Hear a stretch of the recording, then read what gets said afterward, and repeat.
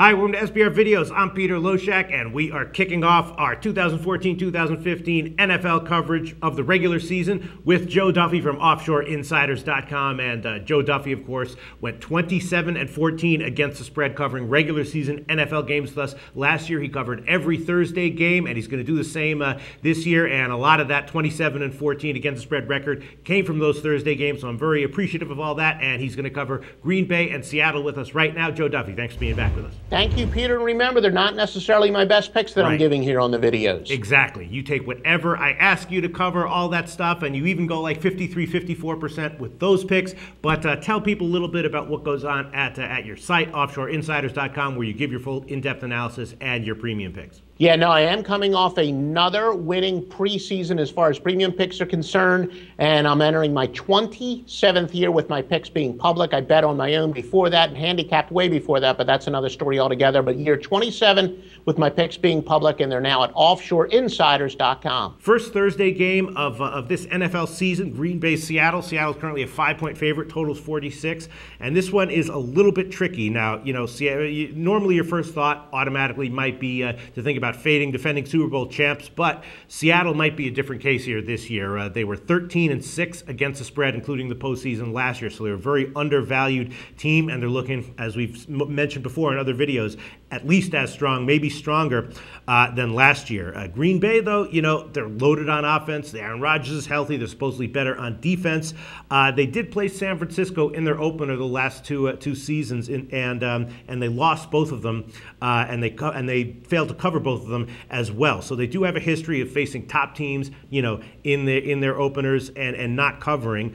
The total's 46. My lean is to the over here and to Seattle -5. I know that Seattle has a great defense, and last year at home they were just 3-5 over/under, but their offense is really absolutely exploding on all cylinders right now, and considering how loaded Green Bay is, they should be able to put up some points at some point. So I'm thinking the over 46 is the play, and also leaning towards Seattle -5. I think that the Packers having a rookie at center might also be a slight disadvantage that could make a difference here. Those are my two leans. What do you think, Joe Duffy? No, I'm actually going to go with the Green Bay and the points here. You're right that for the longest time, going against the defending Super Bowl champions was a good play in week one, and I rode that for a while, though in recent years that has not been the case.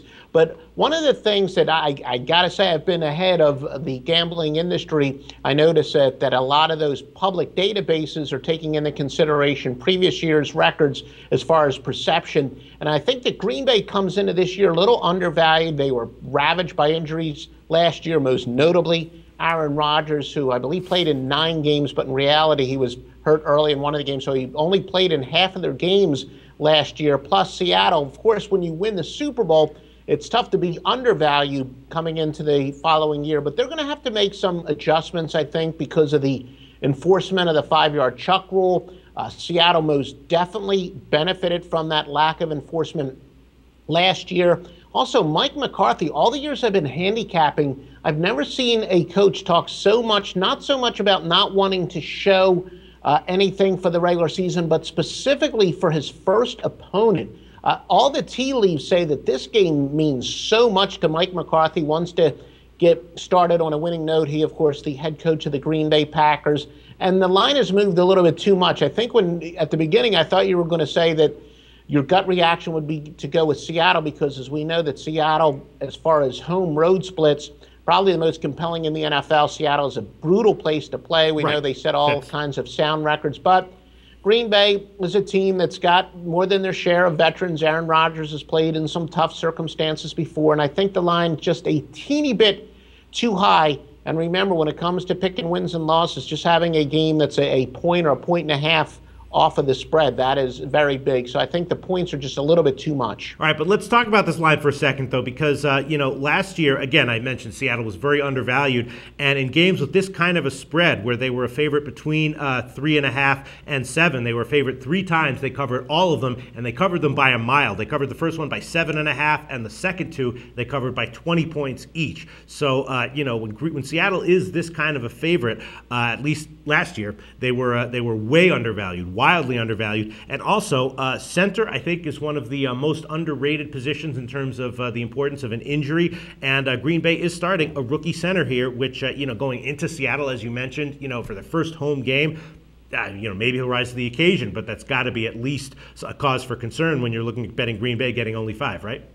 Yeah, no, Corey Lindsey, he's never actually snapped directly to Aaron Rodgers. So that's something to be of concern. And I do agree that as far as the most important position on the offensive line is most definitely the center position. But, keep in mind that last year was a case where Russell Wilson wasn't yet considered to be one of the elite quarterbacks, and that's why they snuck up on teams. As you know, I've always been a fan of young quarterbacks. I think that young quarterbacks in this day and age are grossly undervalued because people think that it's so important to be a veteran, which historically it has been. Now, that's not to say I blindly do it because, when rookie quarterbacks are coming off of spectacular years, I generally fade them early the next year. Russell Wilson, as you'll remember, was the third best quarterback rookie 2 years ago. So he still came in a little undervalued, but no, the circumstances have changed from last year to this year for sure. Seattle's not going to sneak up on anybody, which is pretty obvious. I'm talking about neither their opponents nor the odds makers, which is pretty obvious because they're laying a pretty hefty number to a Packers team. As I recall, the Packers were the heavy favorites heading into last year to win the Super Bowl, and the reason that they were disappointed was because they had so many injuries. Well, now they're back to being healthy, including even Starks as a tremendous backup running back to Lacey. So I think they're even more balanced than they were. So no, this Green Bay Packer team, now that they're healthy, is the same team that this time last year were the favorites to win the Super Bowl. Right. Oh, they're certainly one of the elite teams, at least to start the season. All right, so you're going to go with Green Bay +5. I think my pick on this one would be on the over, although it does make me a little bit nervous because Seattle's home games that tended to go over are the games where they're like, a double-digit favorite, and these games where they're like a single-digit favorite tend to be under games. But I'm thinking that because of, the offensive prowess on both sides here, and maybe throw in the monkey wrench of the new rules, maybe over 46 might be a good play as well. What do you think, Joe? Yeah, well, no, I will say I do definitely like the total here, and my premium customers I think are going to like what we have. But no, I do like your reasoning. Yeah, the total's a pretty strong play too, but my free pick will be on the points, getting the points Green Bay. All right, well, that's our preview with Joe Duffy from OffshoreInsiders.com. He's liking Green Bay at +5. Thanks so much, Joe.